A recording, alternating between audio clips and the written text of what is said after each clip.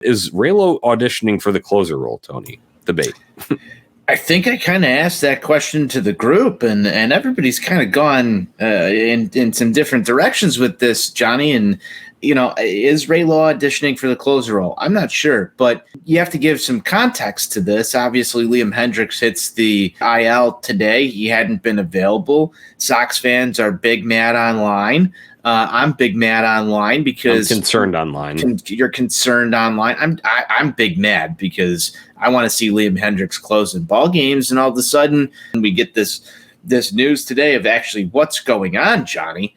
And concerned online is probably a good way to put it after you hear this roster move. So if you want to ask, is Raylo auditioning for closer? I think we got to give some context here. So I'll toss it back to you while I formulate some thoughts on this. Yeah, I did.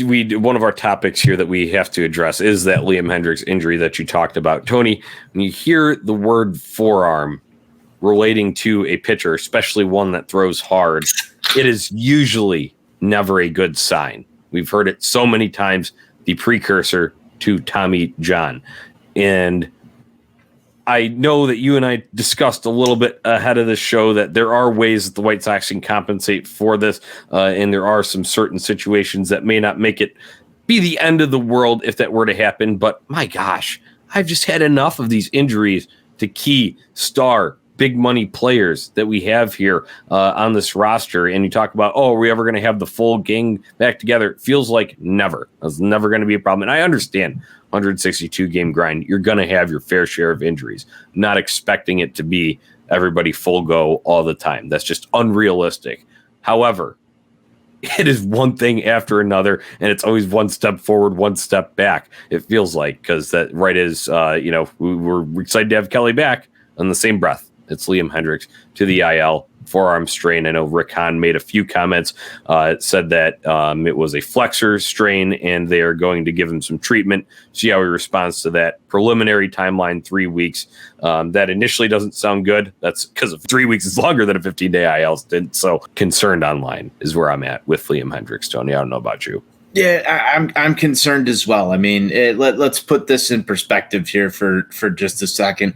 This is one of the most major acquisitions that the White Sox had made over the course of the quote-unquote rebuild. This is not in Rick Hahn's plans. This isn't in Tony La Russa's plans. It's not in Jerry Reinsdorf plans. It's not in your plans if you're listening to this show to have to sit here and think about what this team's going to have to go through now with Liam Hendriks down at the back end of a bullpen that looks like a fucking carousel.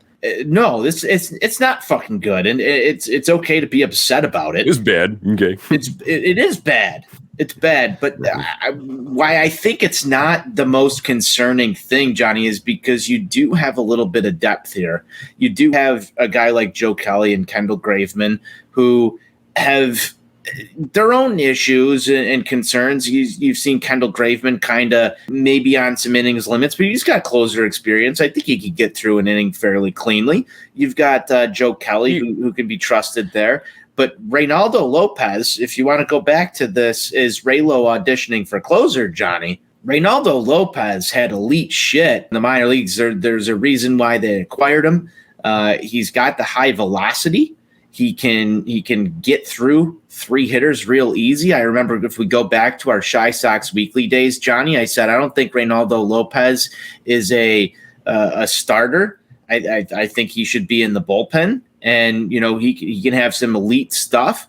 If you got to think outside the box here, at the back end of the bullpen, if there's a guy that can come in and who had that prospect pedigree, who can deliver high velocity, unleash it, he's been used in kind of a mop-up role up until this point, or a bridge guy. I think he's just been an as-needed guy. He's really been an as-needed guy. But I think, I don't know. I said the other week, Johnny, it's either going to be cinematic or it's going to be a dumpster fire.